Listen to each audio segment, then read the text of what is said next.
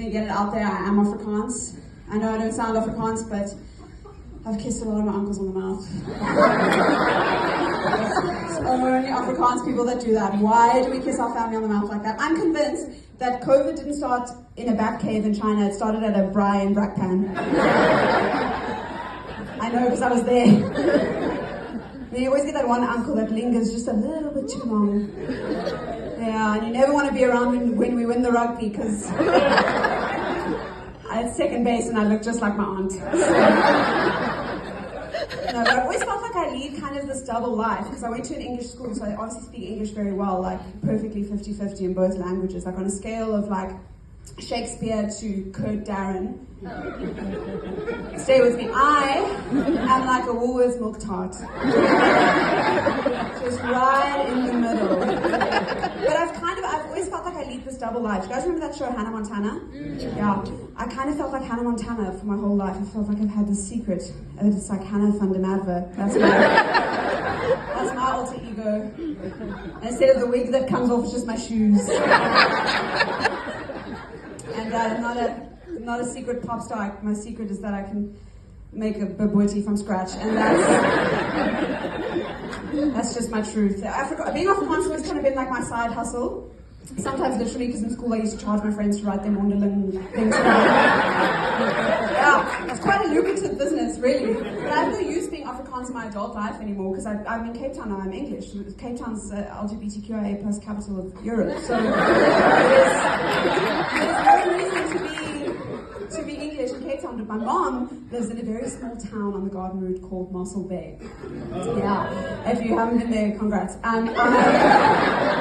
So I really have to face my Afrikaansness head on when I'm home in Mossel Bay. Can't be a side hustle anymore. And I have to face my Afrikaansness and my singleness because I'm still single. So I'm a little bit of a disappointment to my family because I'm 24. When my mom was my age, she had an 8-year-old. That's what that's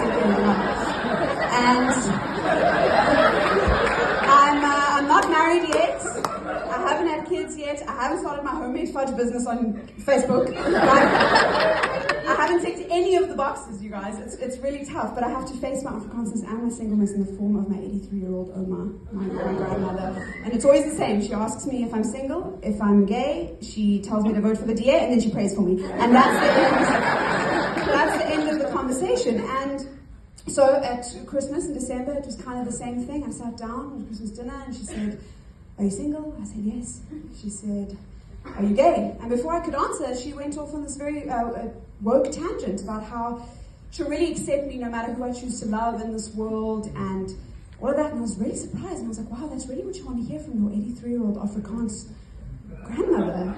And I just had this thought, and I was like, do you know how single you have to be to turn your 83-year-old Afrikaans Oma into an ally?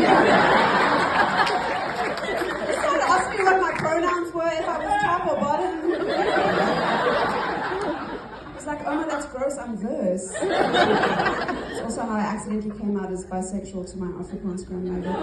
But then I brought my girlfriend Tandeka home and she was so upset. And then I realized that no amount of singleness will make my grandmother less racist. That was a hard pill to swallow. And she still tries to set me up with guys all the time. Stefan Johannes, Daniel de Wet. That was just one guy. And I went on this date with him, and because I'm desperate, so I went on the date. And I was like, wow, we really have so much in common.